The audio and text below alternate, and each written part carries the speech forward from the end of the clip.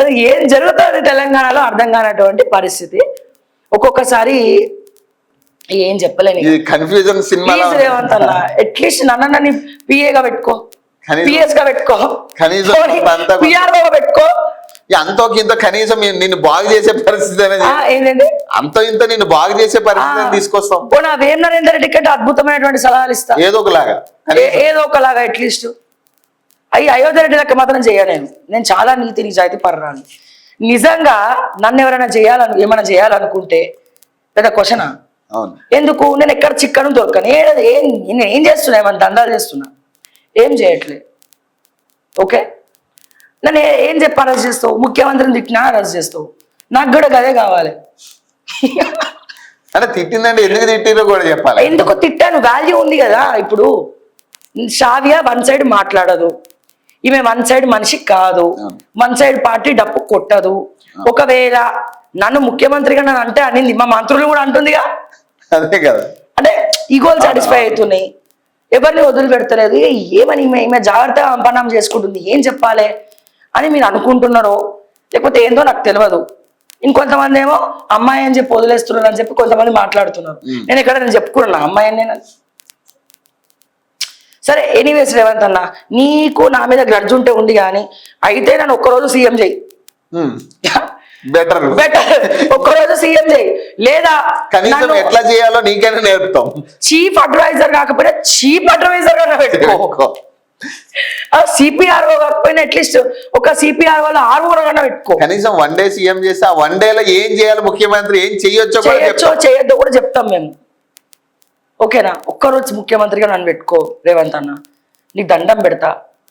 ముఖ్యమంత్రి పరిపాలన ఎట్లా చేయాలి?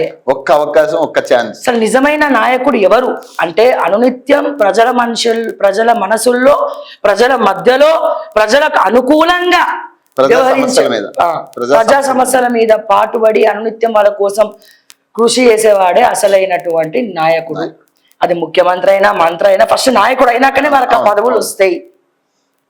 ఓకే, అసలు సామాన్యులని భయభ్రాంతులకు గురి చేస్తుంది మీ కాంగ్రెస్ పార్టీ.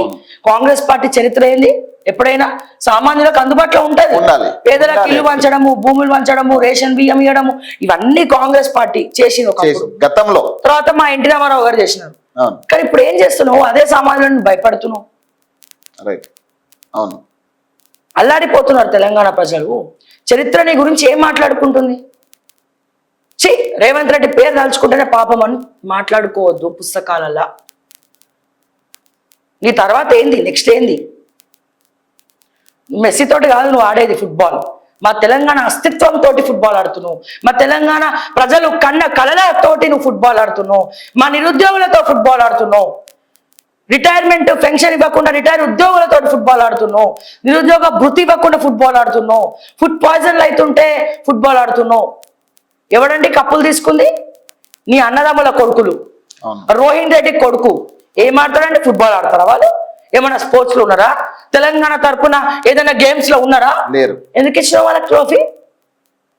మళ్ళీ దానికి 200 కోట్లు బడ్జెట్. మళ్ళీ మీ బుడ్డోడు, మీ మనవడు ప్రేమ తీసుకుపోవాలి, ఖచ్చితంగా ఉంటది. మేము దానికి కూడా మేము ఏం అంటలేము. కానీ మా గవర్నమెంట్ స్కూల్ స్పోర్ట్స్ లో ఎంతో మంది ఉన్నారు. అదే యాక్చువల్ అదే ఎంకరేజ్ చేయాలి కదా. ఇప్పుడు 200 కోట్లు ఖర్చు పెట్టి ఏం చేసిరంటే ఈయన అటుతనుడు, ఆయన ఇటుతనుడు అంతే కదా, అంతే అయిపోయింది. తెలంగాణ అన్నట్టే ఉంది, అది అట్లనే ఉంది. సో దయచేసి ఇక్కడైనా మారు.